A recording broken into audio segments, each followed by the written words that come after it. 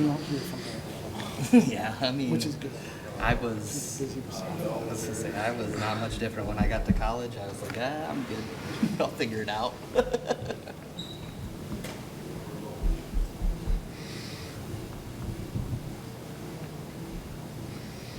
James Allen. What's going on? Kelsey?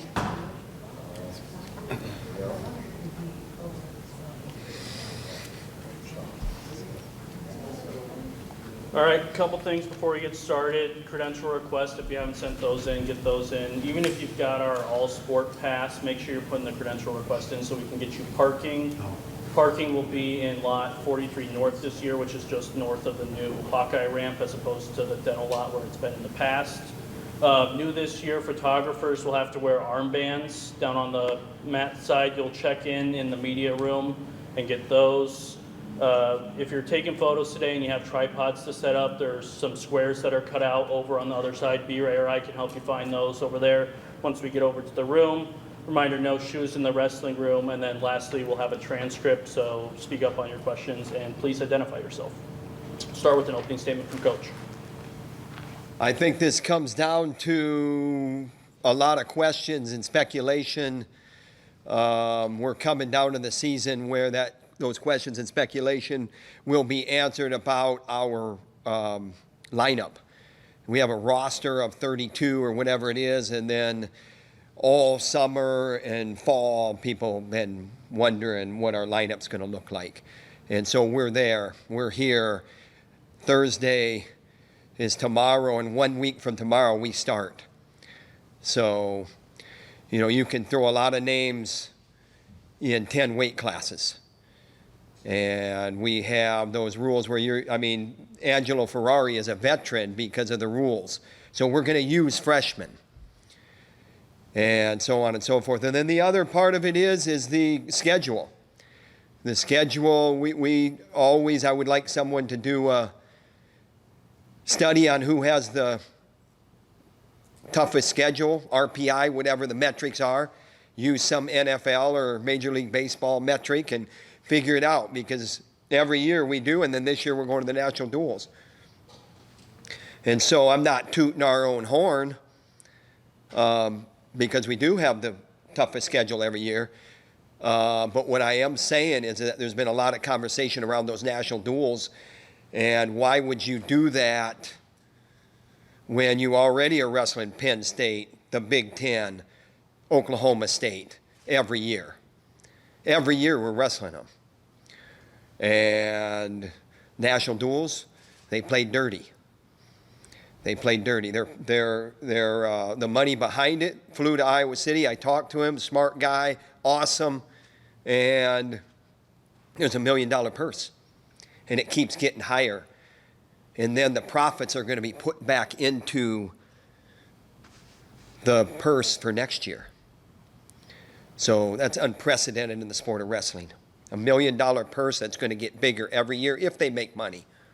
This guy's a smart guy. He's selling the rights. He's selling it to ESPN. He's going to sell a lot of hot dogs down there in Oklahoma, in Tulsa, Oklahoma. Next year, the purse could be 1.5. It's $200,000 to win. So those are the two things that it's like constant conversation with fans and donors, and so that's my opening statement.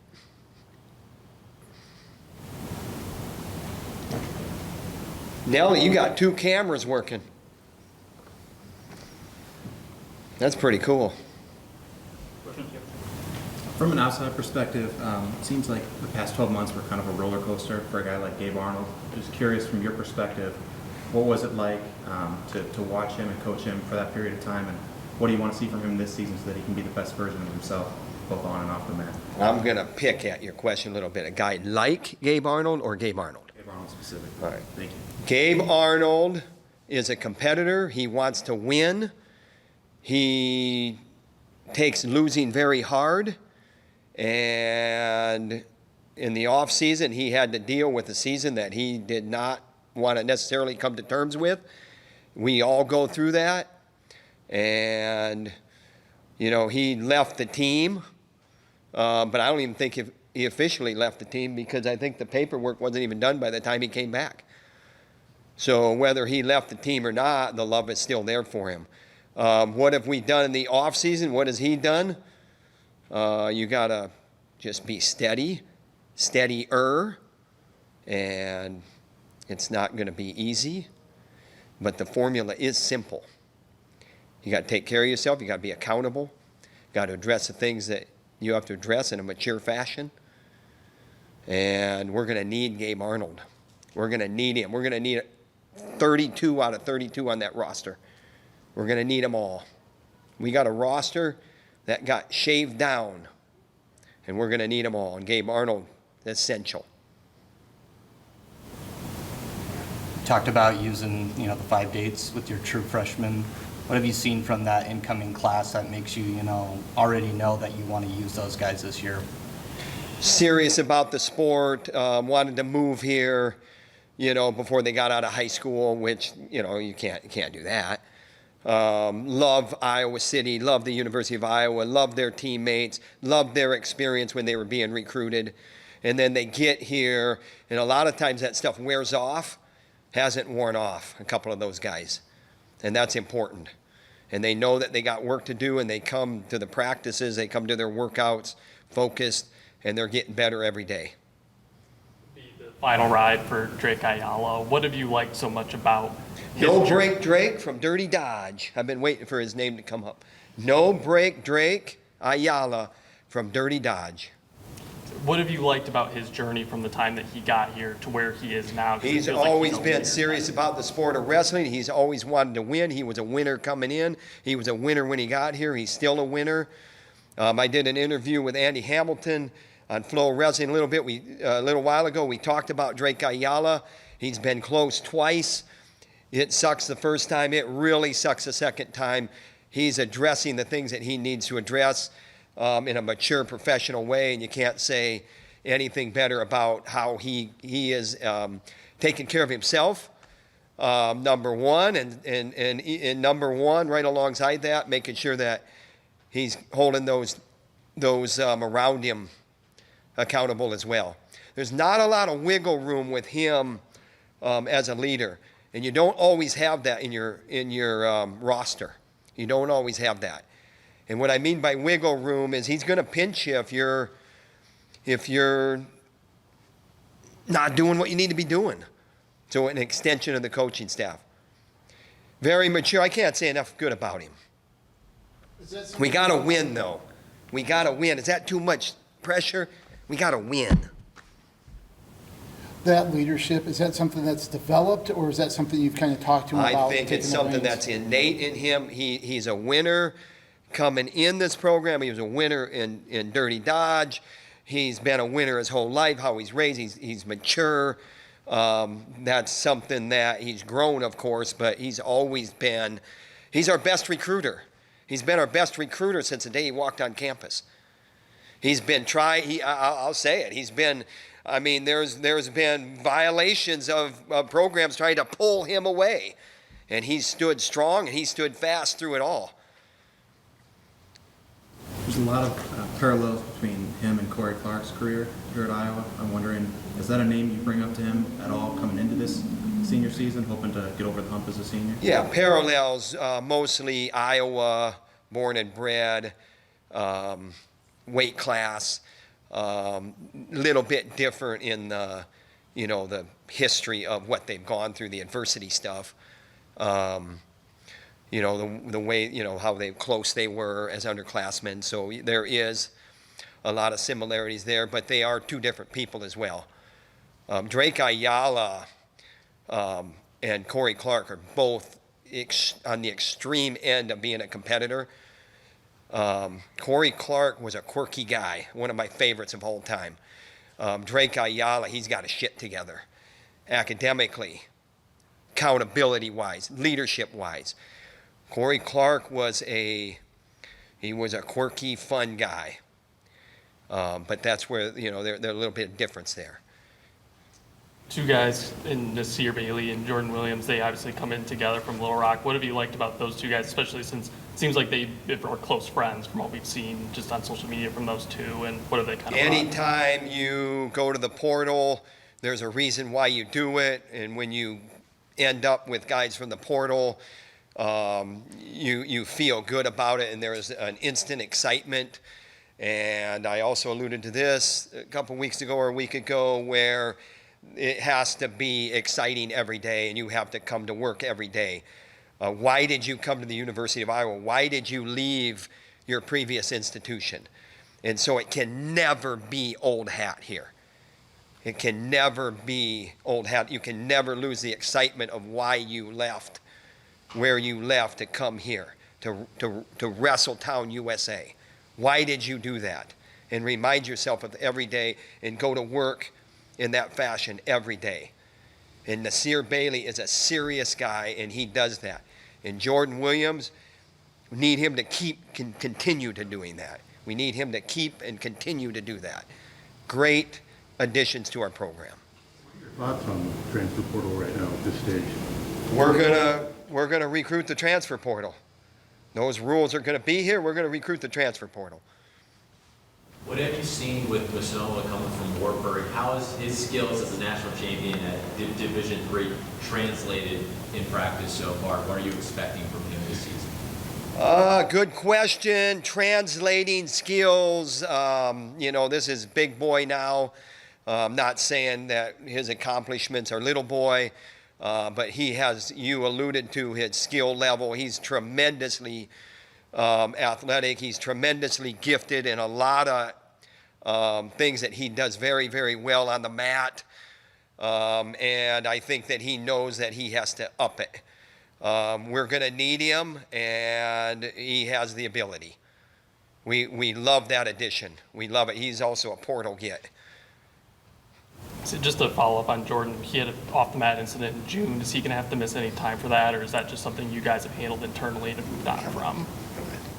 Am I going to answer that? Nellie, am I going to answer that question? Come on. It's been put to rest a long time ago. Come on. Our administration and myself talk every day about this program. It's no different than the men's basketball coach, the women's basketball coach, Kirk Ferentz. It's no different than how Rick Heller runs his program. We are in direct communication with our fourth floor administration. That was handled and put to rest a long time ago. You besmirched his name, and I'm going to defend him. Coach, after a strong offseason of development, what's your message to the team and to the fan base as the season begins? I mean, I've been talking for however many minutes now, and we are excited. There's a lot of dialogue about who's going to be at what weight, and it is upon us. The time is upon us. I'm as excited as anybody to see who's going to grab the spot and run with it. That's the message, and then our schedule. Why would you go to the national duels when you wrestle Penn State and Oklahoma State and you go through the Big Ten every year? Why would you do that? You wrestle Iowa State every year. Why would you do that? Well, there's $1 million purse, and it's unprecedented in wrestling. So we added to an already the toughest schedule in college Division I wrestling. And, if I had to have an opinion on that, I would say we got to find a better time probably for it. Not this year, but in the future. But that's a repeat of my opening statement. So that's my message. That's my message. The questions that I've been getting from casual fans, enemy fans, top committed donors are all about who's going to be at one, who's going to be your 25-pounder, who's going to be at 41, and we're going to find out real quick. How's that? How do you prepare a guy like Drake who has been to 2 national finals? What does anything change in those off seasons? What gets tweaked for a guy like that to kind of get over that hump? You address the things that he's fallen short in a very serious manner and in a very consistent manner. And he's done that. He's doing that. He will continue to do that. As a brother Yourself, what do you make of the Voinovich brothers competing at 149? I would say they're at different weights. So one will be at 57. I mean, certification-wise, that may, whatever. But they remind me of, you said the brother thing. I mean, they like to, yeah. They like to poke each other in the eye and, give a little jab here. They're brothers. So sometimes we got to separate them in a healthy way. They live together. So they're awesome now. Two more. A guy like Patrick Kennedy has made some big strides last season. How has he kind of built on that from there, kind of coming into this year? Patrick, like Keeter hasn't been mentioned. Patrick Kennedy hasn't been mentioned. Angelo Ferrari. These guys are serious about winning in the sport of wrestling. They're serious about the contributions that they're going to make to a team. I know that this is an individual sport, and I know that individual accolades are most important. That's how you put a good team on the mat. But I also know that these guys are very, very invested in each other or throughout the roster. And so, Caliendo hasn't been mentioned. We talked a lot about Drake Ayala. We mentioned Bailey. But those other three All-Americans, Caliendo, Keeter, and Kennedy, they're the same. I mean, they're our best recruiters. They're the best teammates. They're bringing Angelo Ferrari. He's bringing guys along. They spend time after workout with younger guys and mentor them the right way. I mean, we have great character on this team, and they're pretty doggone good students too. And so we just got a good thing going. But you can have great character and be a great student, but you still got to win. And that's the simple part. It's not easy to do, but you just got to win. It's freaking easy, man. It's not easy, though. It's simple. It's just simple. Not easy, but it's simple. The formula is simple. W-I-N. Win. Is that the second one? A guy like I know, but he kind of rubbed me the wrong way. Sorry, I wasn't trying to. I I apologize. mean, you bring up Jordan Williams in June. I This is friggin' October. I understand. No, just with a guy like Dean, he wrestles with, I feel like, a lot of moxie or swagger or passion. Is that something you've seen from him since And he's Dean, arrived? did you say and Dean? Or Dean Peterson. Dean Peterson, absolutely. Good observation. And I said in the FloWrestling interview, he intrigues me. And Andy Hamilton wanted to know what I mean by that, and I just mean that he intrigues me. And then if I, and I thought maybe you might have said and Dean he also intrigues me. Super potential. And we're going to need both those guys. We're going to need them both. Thank you. Enjoy our roster. Thank you. Big Ten TV schedule came out as we were talking to that senior